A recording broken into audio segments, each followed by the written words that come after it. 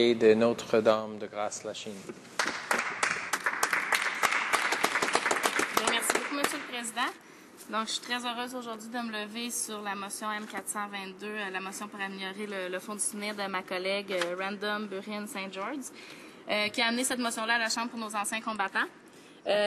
Pour moi, c'est la preuve qu'on peut suivre le slogan qu'on avait à la dernière campagne, donc on peut travailler ensemble avec les autres partis. On va appuyer ce projet de loi-là qui a, à mon avis, trois grands aspects qui sont importants pour la vie de nos anciens combattants. Donc, d'accroître le financement du programme de façon à ce que les prestations correspondent aux frais actuels des funérailles et des inhumations. D'élargir les critères d'admissibilité au programme et d'aider les familles qui viennent de perdre un être proche, dans le fond, et qui sont dans le besoin. Et avant de commencer, je voudrais prendre le temps de saluer les trois légions que j'ai dans mon comté qui font un travail incroyable et avec qui j'ai plusieurs discussions et avec que j'ai rencontré très souvent. Donc, la Légion royale de Dorval, celle de Lachine et celle de Notre-Dame de Grâce-Lachine. Je vous remercie pour votre bon travail. Donc, comme je le disais, cette motion-là a trois grands aspects. Donc, le premier aspect, c'est vraiment d'accroître le financement du programme parce que quand on regarde ça, ça a été fait dans le dernier budget. Je dois le concéder que les conservateurs ont décidé d'augmenter de 3 600 $ à 7 376 $ le programme des funérailles et d'inhumation. Mais ça, je voudrais rappeler que c'est à la suite d'une campagne, d'une très grosse campagne qui a été faite. Donc, il y a la Légion royale canadienne qui avait fait une campagne à ce sujet-là. J'ai reçu des lettres, moi, au mois de janvier, donc d'anciens combattants de ma circonscription qui me demandaient d'appuyer ce projet de loi-là, parce que c'est quelque chose qu'on attend depuis très, très, très longtemps. En fait, les libéraux, je remercie ma collègue d'avoir apporté ce projet de loi-là, mais il ne faut pas oublier que les libéraux, pendant qu'ils étaient au pouvoir, ils ont réduit le financement du ministère des Anciens combattants pendant 5 années consécutives. Donc, il a commencé les réductions au programme de funérailles et d'inhumation en 1995. Donc, les libéraux de chrétiens ont réduit l'exemption à la succession pour la ramener de 24 000 à 12 015 $. Cela signifiait que si la succession d'un ancien combattant est évaluée à plus de 12 015 $, le conjoint survivant n'a droit à aucune aide du fonds du souvenir au titre des funérailles et de l'inhumation. Puis c'est un peu bizarre parce que c'est justement ce que ma collègue semble demander dans sa motion. Fait que je trouve que c'est un peu étrange, là, mais bon, c'est sûr qu'on peut toujours s'améliorer. Dans le fond, les lettres qu'on a reçues touchaient précisément ce point-là. Donc, la direction de la Légion royale a lancé cette campagne nationale. J'ai reçu à mon bureau à peu près une 50aine de lettres, mais c'est bien de voir que quand on a une population qui se mobilise, ça permet justement au gouvernement de bouger un peu. Fait que, à ce sens-là, j'encourage tout le monde qui a des campagnes à utiliser ce moyen-là, d'envoyer des lettres à des ministres, d'envoyer des lettres à leurs députés, parce que c'est comme ça qu'on peut faire bouger les choses. Mais bon, la demande de la Légion royale canadienne, en fait, c'était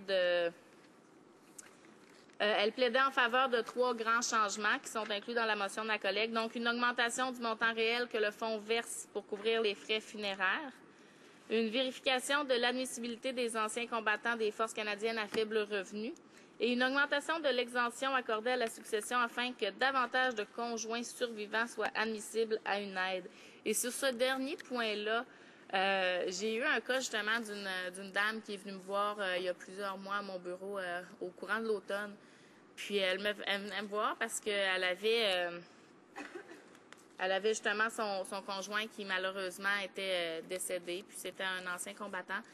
Puis elle est venue me voir en me disant, écoutez, Mme Morin, je ne sais pas quoi faire parce que j'ai pas le droit à une aide. Mes actifs représentent environ 14 000 $.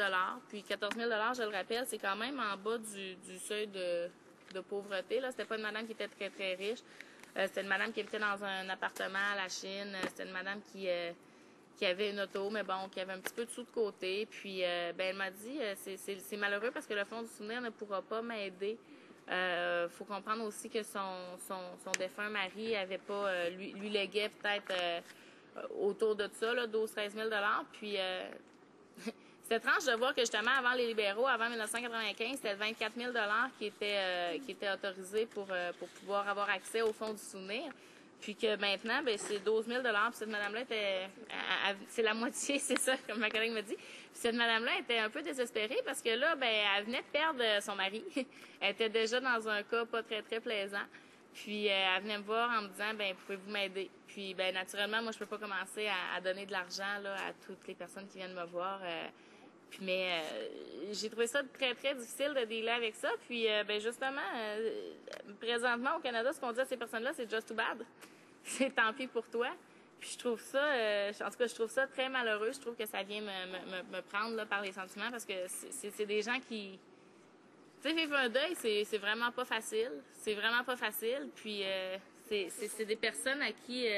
c'est des personnes qui ont représenté notre nation. C'est des personnes qui ont représenté le Canada pour des missions de la paix. C'est des personnes qui sont allées à l'étranger donner de leur temps, donner de leur vie pour aider des gens, pour que ce soit en situation de guerre, soit après un désastre, dans n'importe quelle situation. C'est des gens qui se sont dit, quand ils étaient jeunes dans leur vie, moi, ce que j'ai le goût de faire, c'est de représenter fièrement mon pays à l'étranger ou même dans des missions nationales ici même.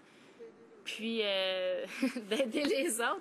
Puis que finalement, ben, on n'est même pas capable de leur donner de l'argent suffisamment pour avoir des funérailles qui ont du bon sens.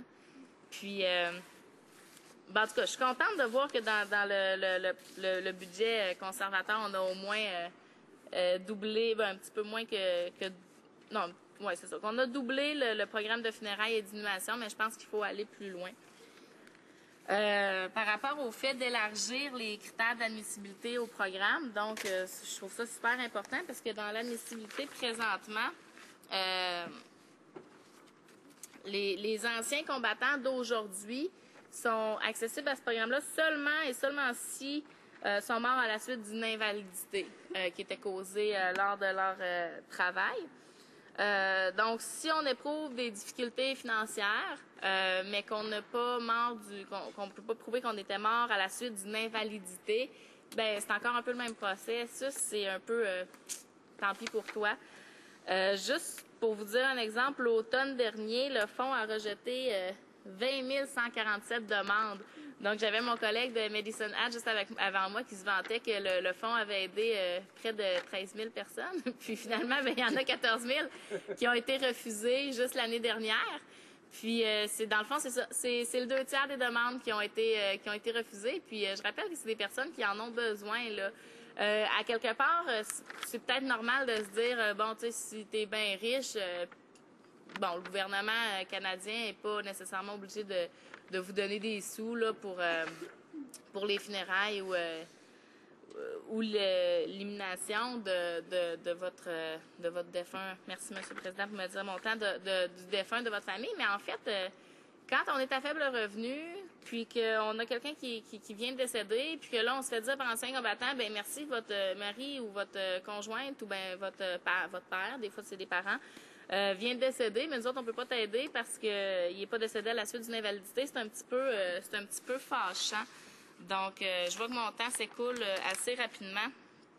Je voulais juste peut-être terminer avec une citation qu'on peut trouver sur le site web de La Navette, qui est l'ancien combattant de l'armée, de la marine et de l'armée de l'air du Canada, et qui justement, lors de sa campagne,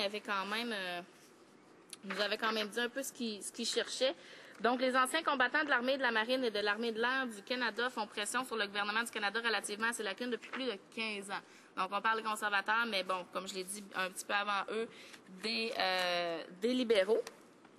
Et donc, ils font pression depuis plus de 15 ans. Lorsque nos conventions nationales biennales, nous avons adopté depuis 1998 des résolutions exhortant le gouvernement à corriger les lacunes relatives au règlement sur les sépultures des anciens combattants. Les organismes de défense des droits des anciens combattants ont collectivement répété ces pressions année après année après année, alors que l'écart entre les dépenses nécessaires et les dépenses autorisées continue de croître. Frustrés et déçus de l'inaction affichée par les gouvernements successifs sur cette question, la Légion royale canadienne a lancé une campagne d'envoi de lettres à l'ensemble des membres, donc ce dont je parlais tantôt. Et comme il me reste que quelques secondes, je vais juste conclure en disant que c'est sûr qu'on va appuyer ce projet de loi-là. Je pense que cette motion-là, je pense que c'est une très bonne motion. Ce sur quoi je veux mettre l'emphase, c'est que pour nous, le programme il est sous-financé depuis plusieurs années. Les changements sont survenus au mois de mars, mais ce fut très long, puis j'ignore si l'approche du gouvernement va vraiment régler l'ensemble du problème. Il faut absolument régler les problèmes d'admissibilité au programme qui doit être élargi aux anciens combattants d'aujourd'hui. Et pour terminer, l'exemption accordée à la succession doit être haussée pour qu'un plus grand nombre de familles d'anciens combattants soient admissibles à l'aide. Je vous remercie, M. le Président. Reprise du débat.